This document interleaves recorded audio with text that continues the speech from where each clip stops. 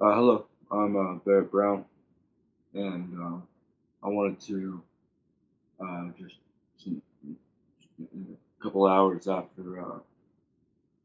we've learned that Kevin Gallagher is dead. I just wanted to kind of immediately just uh, put some things out uh, so that those who are interested in knowing more about who he was and what he did and what he was involved in, that they're best able to kind of assess that um, early on. Uh, And of course, there will be more extensive presentations of his life and his work, obviously, in the near future.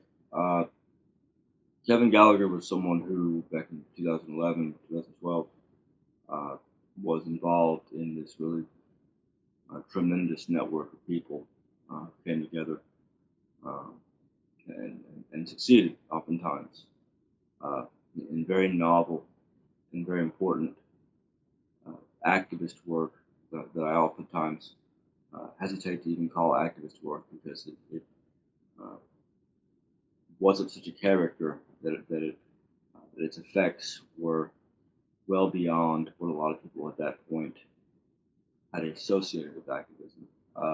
It wasn't marching, it wasn't just signing petitions. It involved things such as the Tunisian Revolution uh, that were facilitated uh, in large part by networks of very talented, very dedicated people coming together from all over the world and organizing on their own behalf uh, and putting into practice their values, combining their resources, and making things happen, making new things happen. Not just in ways that achieve things, but also in ways that prove that things could be achieved um, beyond what most people might expect to be achievable. He was there. He was involved in Project PM, my own little organization that was dedicated to documenting and presenting information, usually leaks and stolen information about the intelligence sector, the private intelligence sector, um, other overlapping issues, surveillance, data mining, mass disinformation, uh, so forth. And then when I was arrested by a SWAT team in September 2012, uh, in such a manner that I was not, that my case, my arrest, the work that preceded it, and the work of many others who had been involved with these things uh, was not getting the right amount of attention publicly among the press uh, and was not, as a result, going to public use. He was the person who stepped in and ensured not just that I would have a strong chance at emerging from prison, um, but that the things that many of us did, that dozens and dozens of people worked very hard on exposing and documenting, that those things uh, would also have a chance to get out uh, into the press and in the public eye, and into the court systems and so forth. And he was successful in that. He was successful in making sure that some of the things that Aaron Schwartz, for instance, uh, helped to uncover and wrote about in the months preceding his death, that those things had a fair hearing. Um, he was uh, he was instrumental in ensuring that some of the things that Michael Hastings, before he died, that those things got a fair hearing.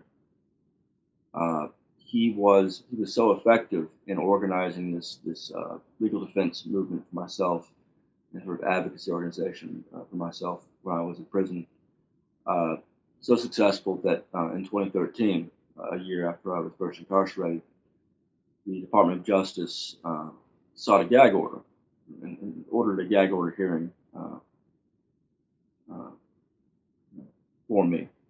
And in the course of that gag order hearing, which is public, transcript is court transcript is quite public, argued a number of occasions over those hours that Kevin Gallagher himself should be regarded as a journalist and also someone that I could not talk to personally. As in, they didn't just want me silenced about the case; they wanted Kevin Gallagher silenced.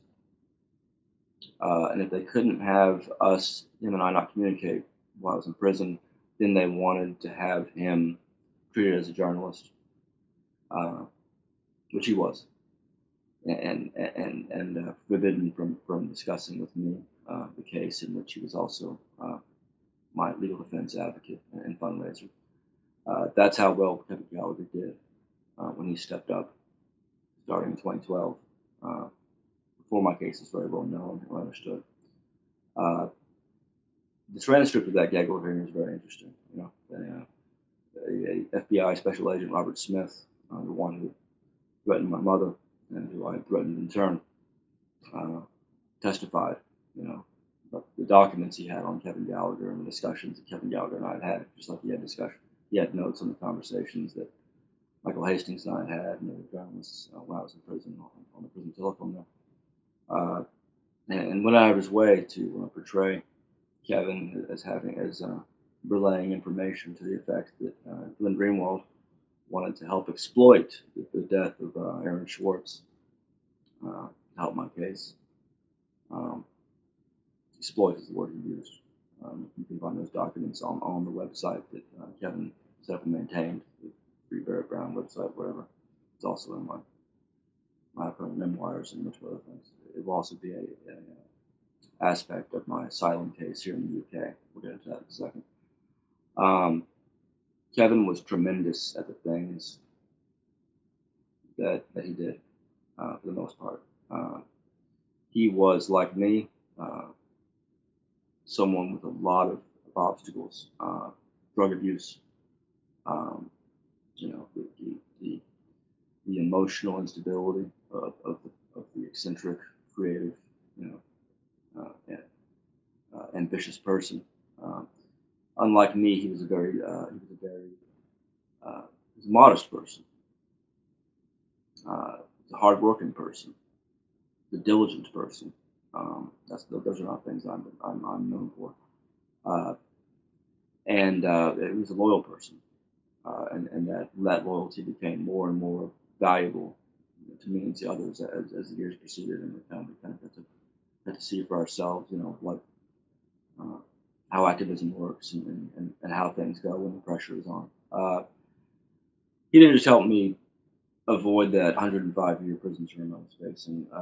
He didn't just help the press understand why I was facing it and why I was the least thing at stake, and why it was that the companies and procedures and the secret government programs that we exposed, that these were the important issues. He didn't just do those things for years and years, up against a lot of resistance.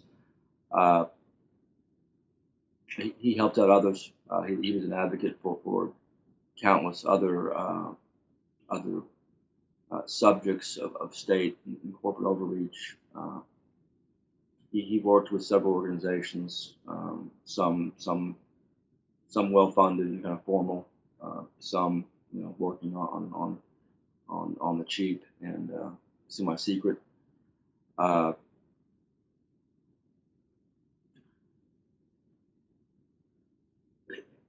Another great example of how strongly his efforts affected things, and what a threat he constituted to the Department of Justice and the FBI and Palantir and all the other firms that have since gone on to entrench themselves more and more in our daily life. And you know, another great example of that is that his fundraising effort, so that I could raise money for legal defense to make my case.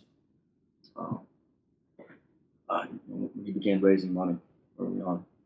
He raised about $5,000. The Department of Justice held another hearing in front of Judge Magistrate Stickney in the Dallas Northern District of Texas, in which they argued that all of the money that had been raised on my behalf should be taken by the government and used to pay my appointed public defender that I didn't want. Very very unusual maneuver by a prosecutor. Uh, but the and really great thing about that, the really extraordinary thing, was not that they tried to seize the money, uh, but that later they were discovered to have illegally sought and successfully sought by a regular pseudo subpoena to obtain information on every single person who donated money to my legal defense. They subpoenaed the WePay.com. And that was discovered later on, and about the time I got out of prison in 2016, following some discussions between me and him and others. In 2017, he sued my prosecutor, and he sued the FBI agents involved, uh, and in the Northern District of California with the law firm, and successfully forced the DOJ and Candina Heath, the prosecutor, to bring out high-end DC DOJ lawyers to try to explain why it was that they needed to know the names, identities, and addresses of everyone who donated to the legal defense fund of imprisoned journalists and activists. And the judge, in that instance, the judge who presided over this lawsuit by Kevin and various anonymous donors against the DOJ, did agree in the proceedings that the DOJ was really lying about why that information was needed. Eventually, and you can read about that in the Washington Times or Reason Magazine or Tech. There's a number of articles, good articles about that case, and to read the case documentation itself, if you just look up Kevin Gallagher, DOJ. About late last year, after I left the U.S. for good and moved to Antigua, at the invitation of one of the donors to one of my projects, Kevin and I were approached by someone on Twitter and then by email who alleged that they had been a victim of this same prosecutor who had sued Kevin and tried to gag Kevin and her husband, and that she was involved in a very bizarre series of activities involving racist pornography, in which she billed herself as the Queen of Spades, spades being a pejorative term for blacks. And then in some of these videos, the people involved who Candina Heath had sex with on camera were not aware of it being filmed. And this person, first we were like, okay, whatever. And then this person says the Amazon download where you can buy this video, my prosecutor, with the Queen of Spades tattoos and so forth. And the person, kept sending us messages about how also the husband had sexually assaulted him, and so forth. And so after a couple of weeks, after identifying her in the video and verifying the other information he pointed to regarding the profiles they had on swinger sites and so forth, and trips she had made, and given the nature of the fact that this was an allegation of a sexual crime by a white prosecutor against a black man, or many black men, we went ahead and went public with it. Article came out on our website called Other Side Dallas, and we put out still frames from the video. And on that day, my Facebook page was deleted without explanation. The victim's Twitter page disappeared, and Candina Heath sent an angry email to the Other Side Dallas site, which is run by a former Electoral College member in Dallas named Chris Saprun, and threatening to sue them. All that happened the same day, and then a few months ago, late February, Candina Heath, the prosecutor, her husband, called Kevin Gallagher several times from his cell phone, and then he sent me a screenshot of that, which I've already put on Twitter and made public. Their missed calls he didn't pick up.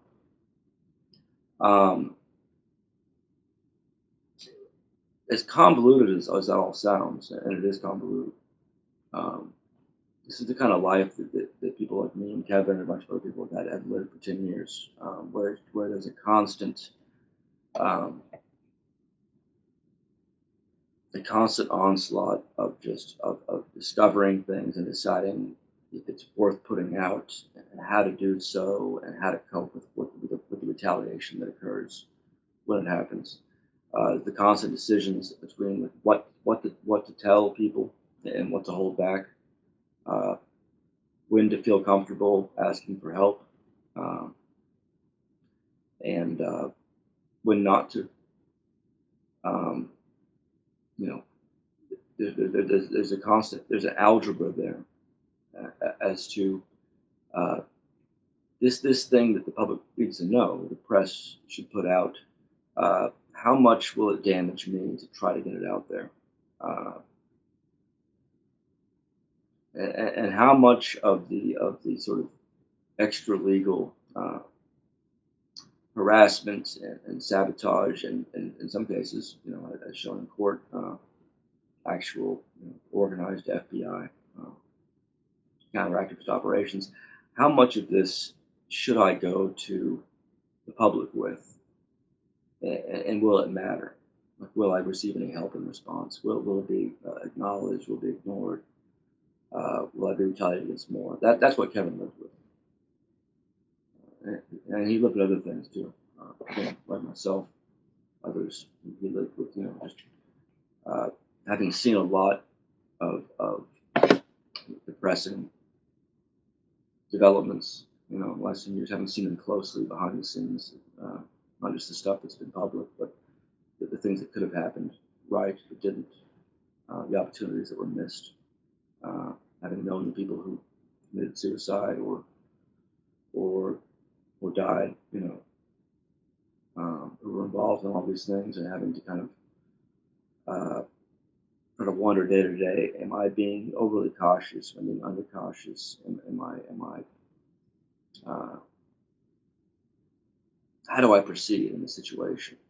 Um, and it's a difficult situation.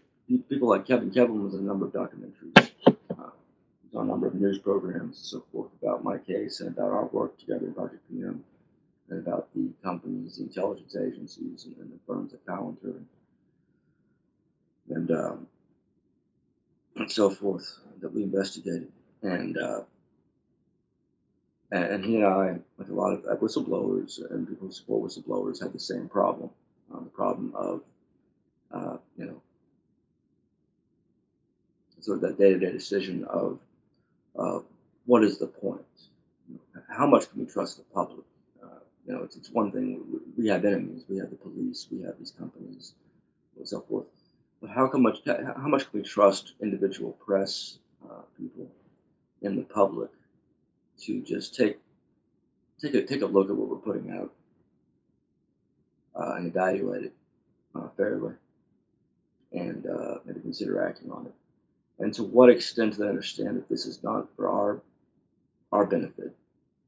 That it's not us asking them a favor, but rather that it is them, everyone else, who are the real ongoing victims here. Uh, and is there any way to articulate that, in a way that's going to be helpful?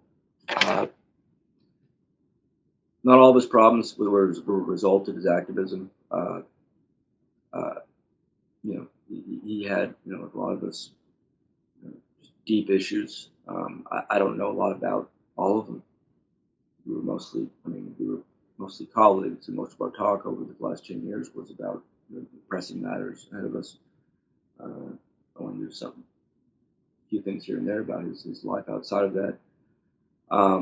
But I know a couple of things. Number one, had he not gotten involved in my defense, 2011, 2012, he would not have been subject to the vast amount of harassment, attempted blackmail, uh, attempts to publicly discredit him, threats, so forth, that he was. He would not have gone through any of that. He never would have been on the radar of unaccountable police agencies. He would not have been. Um, he would not have been having his cell phone.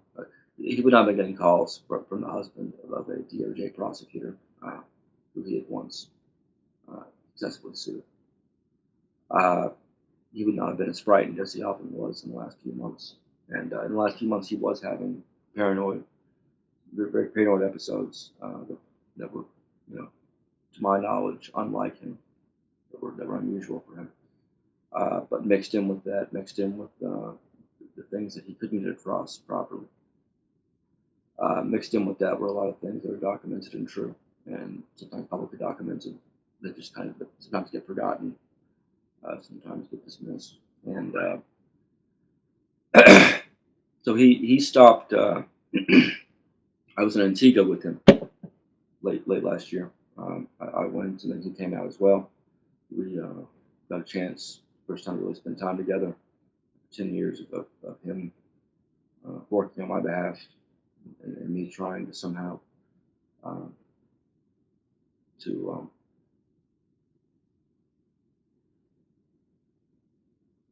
to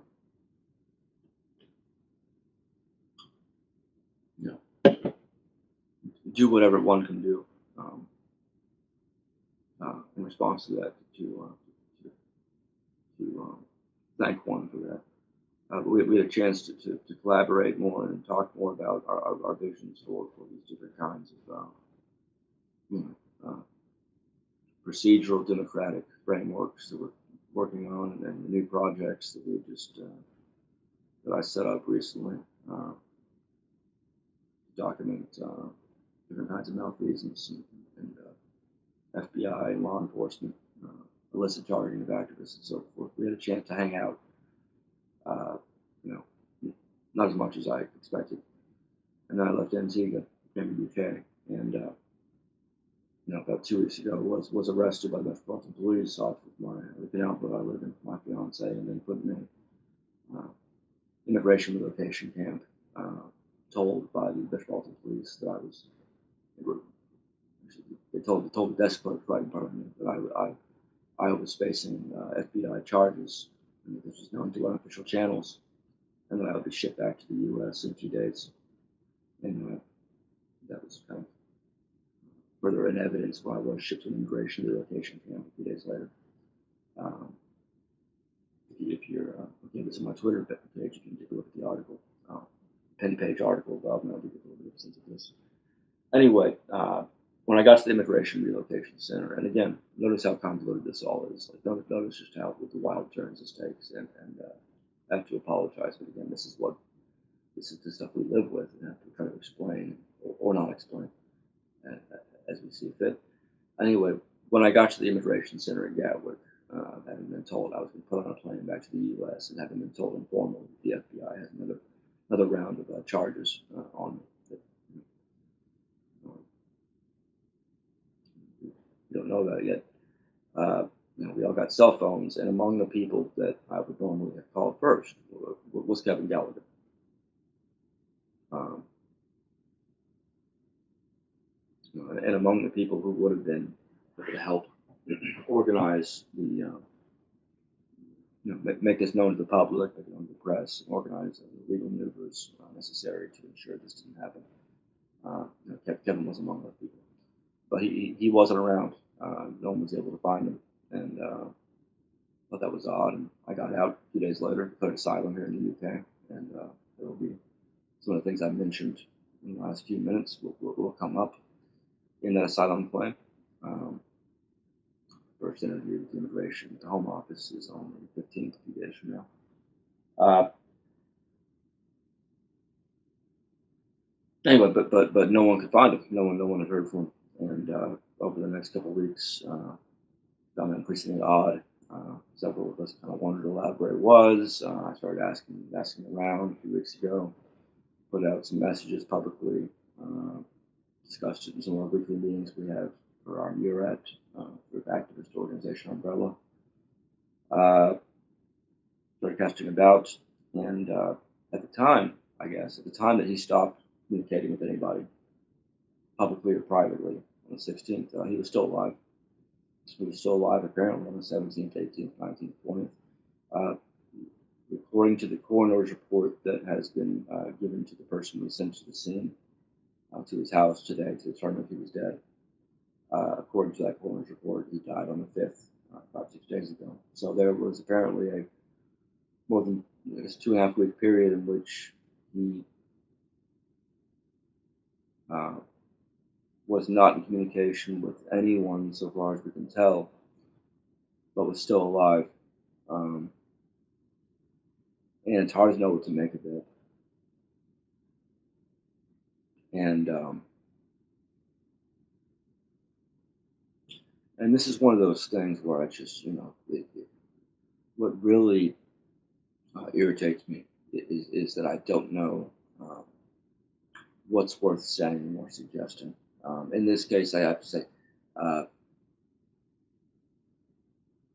probably died of a drug overdose. Probably did, as the coroner is saying.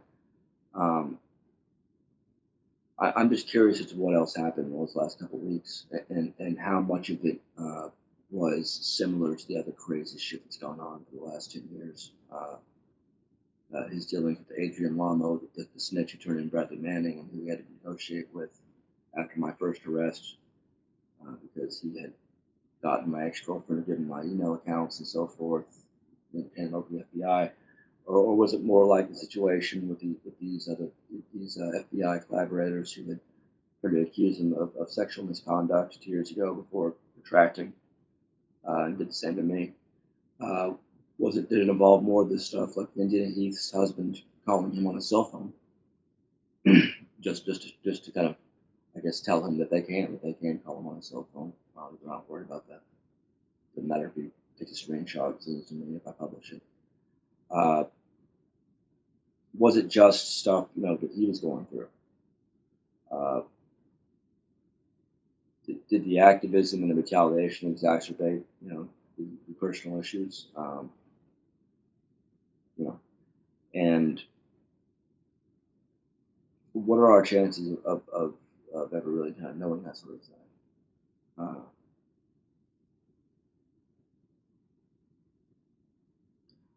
the last thing I want to say is that uh, he should have received more help in the last few months, as he was going through this very clear, like, kind of unprecedented distress.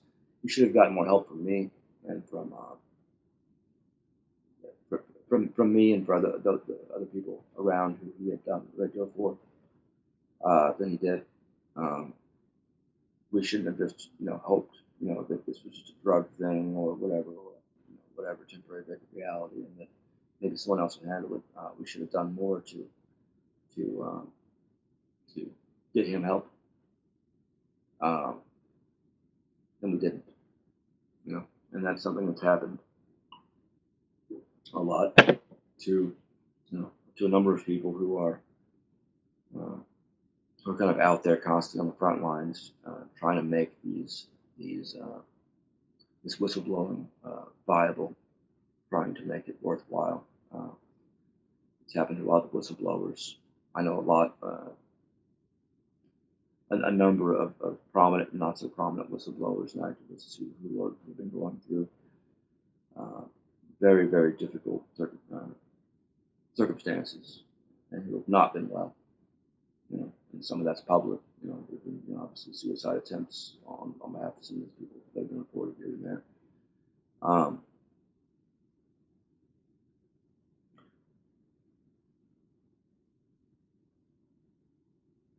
you can just go through, if you go through on his Twitter account that he set up, the free Barrett _, account. Just scroll through it for the last 10 years. You can see his posting on my behalf, all the stuff that comes up that we come up against, and you can see, you start to get a sense of what it's like. Uh, you're trying to pick up this kind of slack, uh, and I guess you can decide for yourself if if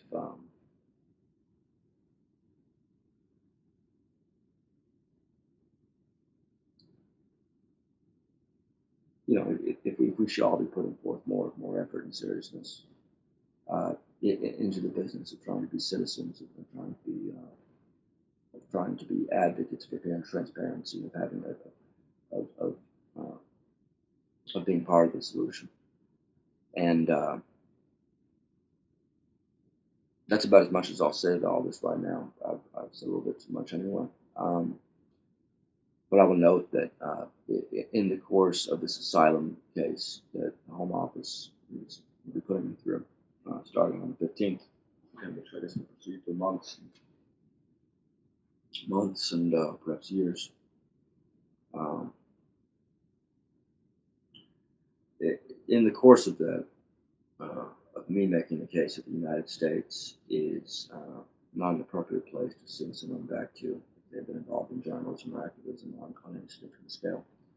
Uh, and of course, of talking about the things that have been adjacent to my own case and people I've worked with who have suffered, who are imprisoned or been uh, just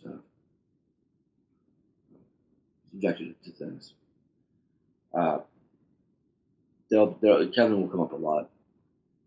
Kevin's work and his experience and his contributions will come up quite a bit in this wonderfully official procedure, beginning with the Home Office, where we talk about the last 10 years and about Palantir and Cambridge Analytica and the FBI and DOJ and particularly DOJ officials and Mantech, Alan Hamilton, HP Gary and HP Gary Federal, some of the journalists that have been caught working with these companies, Joseph Lin, Adrian Chen, Sam Biddle, people at the Intercept, people at the New York Times, people at New Yorker, and so forth. And we'll have an opportunity to do the things we've been trying to do for a while, and that we're now going to have some help investigating. But we're going to have a chance to kind of put a lot of things on record that I think had they really established themselves as record, had they become part of the public consciousness, had they been acknowledged in the way that, like, to the same extent as a particular football season's outcome is acknowledged in our press apparatus, uh, uh, things would have been much better for everyone across the world. I know that I'm sorry this is very cryptic, but you know, there's a lot of things that we have. We have on hard drives here and so forth, some of which Kevin has contributed, that paint a very important picture that needs to be looked at. And I'm so appreciative of Kevin's 10 years of service he's put in, like, to this cause, and and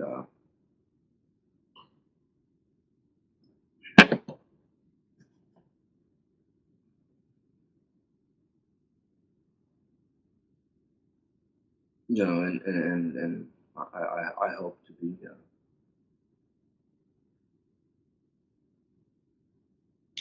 I'm gonna try to do a more diligent job myself. I'm gonna try to be more diligent in the mold of Kevin.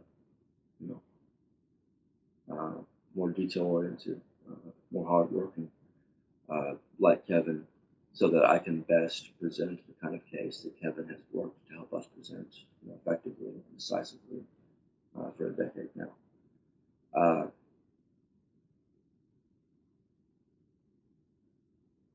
Anyway, so that's what I have to say for now.